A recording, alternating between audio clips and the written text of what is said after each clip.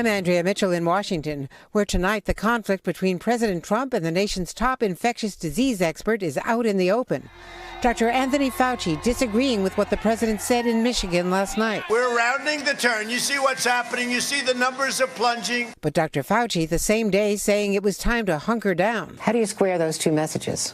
Well, I'm sorry, but I have to disagree with that, because if you look at the thing that you just mentioned, the statistics, Andrea, they're disturbing. Those numbers, nearly 40,000 cases a day in the U.S. and 1,000 deaths. When people will be spending more time indoors, and that's not good for a respiratory-borne virus, you don't want to start off already with a baseline that's so high. Another disagreement, those large campaign rallies, even outdoors, without social distancing or masks. Just because you're outdoors does not mean that you're protected, particularly if you're in a crowd and you're not wearing masks. And as for what the president told Bob Woodward about the pandemic, I wanted to always play it down. I still like playing it down. Those are his words in his own voice. Certainly there were disagreements.